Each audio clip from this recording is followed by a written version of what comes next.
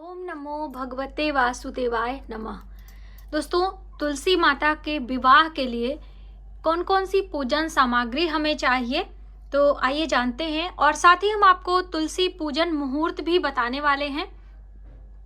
तो आप देख सकते हैं, यह हमने यहाँ पर एक चौकी ली है और उसमें ज़्यादातर हमने इस्तेमाल फूलों का किया है। तो आपने इस तरह से फूलों से कुछ मंडप जैसा आप बना लीजिए, यानी माता तुलसी का पौधा ले लीजिए। और ये भगवान विष्णु हैं, जो कि भगवान विष्णु के शालिग्राम स्वरूप से ही माता तुलसी का विवाह होता है।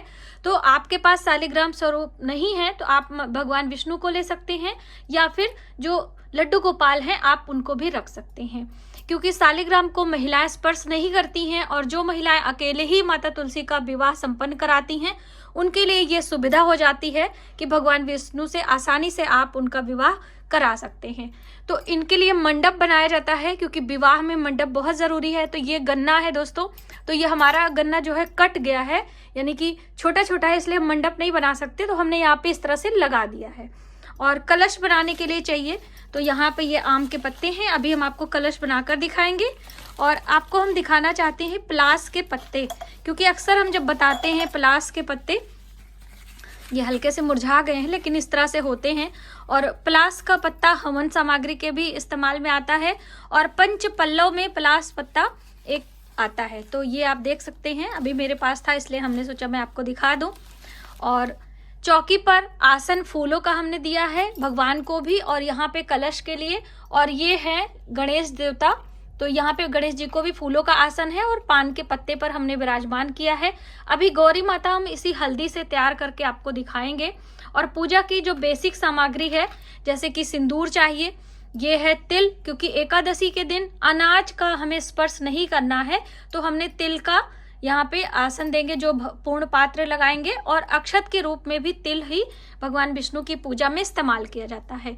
आप एकादशी पर भी ये सभी चीजें इस्तेमाल कर सकते हैं। तो ये है रोली, और यहाँ पर भी हमने ये जनेऊ रख लिया है। घी का दीपक हम लगाएंगे। साथ ही यहाँ पर आप देख सकते हैं पूजा के लिए जल है, धूप बत्ती है। इस तरह से ये बेसिक सामग्री है। और भोग मिष्ठान की हम बात कर लें तो मौसमी फल आप ले लीजिए, जैसे आंवले का फल, केले का फल। ये है दूध से बनी मिठाइयाँ, नारियल की है। और आप अपने मनपसंद जैसे कि पानी फल या सिंघाड़ा आदि होता है वो भी आप रख सकते हैं। कलश बनाने के लिए एक आपको लोटा चाहिए, तो ये हमने कलश रख लिया है। अभी हम आपको कलश के अंदर क्या डालना है और कैसे क्या बनाना है वो भी हम दिखाएंगे। और भोग में हमने यहाँ पर थोड़ा सा पंचमेवा भी रख लिया है। और ये है माला, तो देखिए कम से कम 2 माला आपको लेना है, एक माता तुलसी के लिए, एक भगवान विष्णु के लिए, जो जयमाल कराएंगे आप। और कुछ दक्षिणा आप रख लीजिए, दक्षिणा अलग अलग स्थानों पे लगता है तो वो भी हम रखेंगे। और दीप प्रज्वलित करने के लिए हमने यहाँ पे घी का दिया मतलब घी लिया है, गाय का शुद्ध घी, इससे हम दीप जलाएंगे। और श्रृंगार की सामग्री हम आपको दिखा दें तो ये है पीला कपड़ा, ठीक है, इसको हम निकाल लेते हैं। भगवान विष्णु के लिए है, जो कि हमें गठजोड़ कराने के लिए काम में आएगा। गठबंधन होता है ना, तो माता तुलसी के साथ तो भगवान विष्णु का, तो माता तुलसी ने चुनरी पहन रखी है, इसी से भगवान विष्णु से गठबंधन करेंगे हम विवाह के समय। और ये कुछ श्रृंगार की सामग्री है। तो यहाँ पर आप देख सकते हैं, ये बिंदी है, यहाँ पर भी दक्षिणा हमने रख लिया है। ये चूड़ियाँ हैं माता तुलसी के लिए, ये प्लेन लाल चूड़ी है। यहाँ पे ये गोद में रखने के लिए श्रीफल है। और इधर में ये आलता है, सिंदूर है। और ये एक चुनरी है जो कि हम विवाह के समय पहनाएंगे। तो बस इस तरह से हमने ये कुछ चीज़ें रख ली हैं। अब इसी में आपको विवाह संपन्न कराना है। और दोस्तों, ये सबसे अहम चीज़ें तो रही गई हैं। ये है तांबूल, जिसे कि पान सुपारी है, तो अभी हम आपको दिखा रहे हैं यहाँ पर रखकर। ये है पान, और यहाँ पर है लौंग, इलायची और सुपारी, ठीक है। तो ये भी पूजा में काम लगता है, मुख शुद्धि के लिए। और ज़्यादातर ये खड़े डंडी वाला पान ही पूजा में चढ़ता है। तो ये आप ले लीजिए, एक भगवान विष्णु के लिए, एक माता तुलसी के लिए, और एक हम भगवान गणेश के लिए लेंगे। तो बस इस तरह से कुछ चीज़ों को एकत्र करके हम एकादशी के दिन या फिर द्वादशी के दिन या फिर पूर्णिमा तिथि पर आप जब भी भगवान विष्णु के साथ माता तुलसी का विवाह संपन्न कराएं, तो इन सभी सामग्रियों की आवश्यकता आपको पड़ेगी। तो आप इसे पहले से एकत्र करके रख लीजिए। ठीक है। जैसे तिल की हम बात करें तो जैसे अनाज, यहाँ सरई यानी पूर्ण पात्र के लिए हमने तिल लिया है, और जब अन्य दिनों में आप करेंगे तो आप चावल भी रख सकते हो, ठीक है, अनाज ये है। और विदाई आप पूर्णिमा तिथि पर ही करें, विवाह आप चाहे जब कराएं, लेकिन पूर्णिमा तिथि पर माता तुलसी का विवाह संपन्न कराया जाता है। तो आप पहले माता तुलसी का दर्शन करिए। और मैंने पहले ही दिन जब कार्तिक मास की शुरुआत में पूजन के लिए था तो मैंने आपको दिखाया था, तो कितनी छोटी तुलसी माँ थी, अभी थोड़ी सी बड़ी हो चुकी हैं, ये देखिए। और विवाह का शुभ मुहूर्त है दोस्तों एकादशी के दिन। तो बहुत सारे लोग कह रहे थे कि मंगलवार पड़ रहा है, तो देखिए बहुत सारे लोग मंगलवार का मान्य ना करते हुए तिथियों का ध्यान रखते हुए विवाह संपन्न कराते हैं। तो आपके परिवार में जैसा भी हो रहा आप कर सकते हैं। एकादशी के दिन भी विवाह संपन्न कराया जाता है, तो कोई परेशानी नहीं है। दिन में अभिजीत मुहूर्त है और संध्या के समय का भी मुहूर्त है। तो आप जब भी पूर्ण श्रद्धा भाव से कराएं, आप अपने घर में ये चीजें करा सकते हैं। चलिए दोस्तों, कलश लगा लेते हैं। तो कलश लगाने के लिए सबसे पहले आपको एक लोटा लेना है और उसके गले में मौली बांधनी है, ठीक है। तो इस तरह से आपको गले में मौली बांध लेना है। अब इसके बाद आपको लोटे में स्वस्तिक का चिन्ह बनाना है, या फिर आप ओम का भी चिन्ह बना सकते हैं, कोई भी शुभता का चिन्ह बनाएं। हम यहाँ पर रोली से चिन्ह बना रहे हैं, आप हल्दी से या फिर ऐपन से भी बना सकते हैं, क्योंकि किसी भी विशेष पूजा में ऐपन की भी आवश्यकता होती है, बनाना आवश्यक है। कोई भी आप इस्तेमाल कर सकते हैं। इस तरह से हम बिंदियाँ लगा देंगे, और हल्दी का भी इस तरह से बिंदियों पर थोड़ा सा हल्दी लगा देना है। तो बस आपका हल्दी कुमकुम से स्वस्तिक तैयार हो चुका है। अब इसमें हमें जल भरना है। तो देखिए यहाँ पर हम थोड़ा सा चंदन टीका कर देंगे, और हमने दीपक में भी इस तरह से तिलक कर देना है।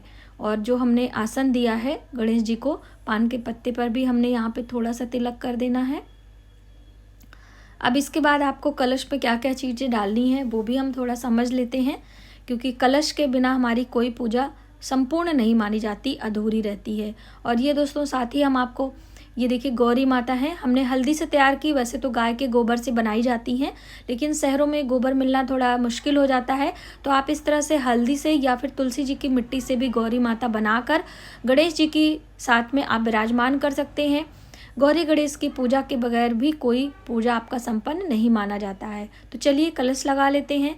तो हमने यहाँ पर गंगा जल मिश्रित जल कलश में डाल दिया है। अब इसके अंदर आपको एक चांदी का चौकोर सिक्का, ये सुपारी, हल्दी की गांठ और लौंग इलायची हमें डालनी है। और एक पुष्प भी आप डाल सकते हैं, क्योंकि एक दिन के लिए हम कलश लगा रहे हैं। लंबे समय के लिए जब कलश लगाते हैं तो उसमें अक्षत या पुष्प नहीं डाला जाता है। दूसरी अहम बात कि आप कोई भी सिक्का ले सकते हैं। जैसे हमने यहाँ पे चांदी का चौकोर टुकड़ा सिक्का लिया है ना, आप गोल वाला भी ले सकते हो और साधारण सिक्का भी ले सकते हो। आम का पल्लव लगाएंगे और उसके बाद एक पूर्ण पात्र रखेंगे। तो जैसे एकादशी का दिन है तो आज के दिन अनाज नहीं लेते, तो हमने यहाँ पे सफ़ेद तिल का इस्तेमाल किया है। अगर आप अन्य दिनों में तुलसी विवाह संपन्न करा रहे हैं तो आप अनाज रख सकते हैं। और यहाँ पर हमने उसके ऊपर दीप लगाया है, दीप कलश बना रहे हैं। आप श्री कलश भी बना सकते हैं। तो यहाँ पे घी डाल रहे हैं। तो देखिए श्री कलश में क्या होता है कि जो कलश का नारियल होता है उसे जल प्रवाह करना होता है, और बहुत सारे लोगों के घर में आसपास में जल नहीं होता है तो थोड़ी मुश्किल आती है। तो बस इस तरह से आपका कलश रेडी हो चुका है। अब सभी चीज़ों को हम शुद्ध करके प्रणाम करेंगे, सभी देवी देवताओं का आवाहन करेंगे। उसके बाद हम संकल्प लेंगे। तो संकल्प के लिए थोड़ा सा हाथ में वही तिल और दक्षिणा और पुष्प जल लेकर हम भगवान गणेश का ध्यान करेंगे, और अपने पूजा को निर्विघ्न संपन्न कराने का, और अपने विवाह को, जो माता तुलसी का विवाह होने जा रहा है, इसलिए हम संकल्प ले रहे हैं कि हम सब परिवार इस पूजा को संपन्न कर रहे हैं। आप अपनी कृपा बनाएं, क्योंकि किसी भी पूजा को करने से पहले भगवान गणेश का ध्यान किया जाता है। आप भगवान गणेश के मंत्र भी बोल सकते हैं। वक्रतुंड महाकाय सूर्यकोटि समप्रभ निर्विघ्नं कुरु मे देव सर्वकायेषु सर्वदा, इस तरह से। और अब हम दीप प्रज्वलित करेंगे। तो यहाँ पे हमने धूप और दीप दोनों एक साथ जला लिया है।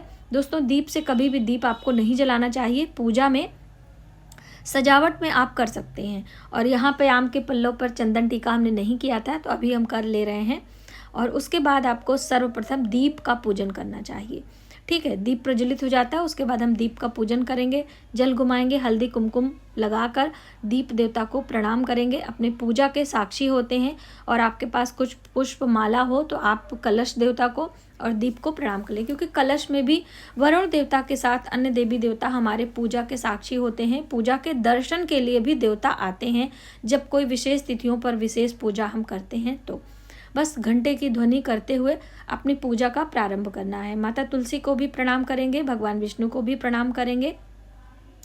इस तरह से अब हम गणेश भगवान की पूजा करेंगे। प्रथम पूज्य देवी देवता हैं तो आपको गणेश जी को स्नान कराना है और माता तुलसी में भी जल देना है। बहुत सारी बहनें कह रही थी कि एकादशी में तुलसी माता को जल नहीं दिया जाता है, तो देखिए आज विवाह है। देवउठनी एकादशी पर 4 महीने की योग निद्रा से भगवान विष्णु जागते हैं, तो हम उन्हें उठाते हैं और भगवान विष्णु के सालिग्राम स्वरूप से ही विवाह होता है। तो देखिए अगर आपके पास सालिग्राम स्वरूप नहीं है तो भगवान विष्णु रख सकते हैं और साथ ही लड्डू गोपाल भी आप रख सकते हैं। हम आपको दोबारा रिपीट कर दे रहे हैं क्योंकि बहुत सारी बहनों के प्रश्न होते हैं। तो अब हमने यहाँ पे गौरी गणेश को सभी चीज़ें संपन्न कराई हैं पूजा करके। आगे की वीडियो प्लीज़ अभी आप देखिए।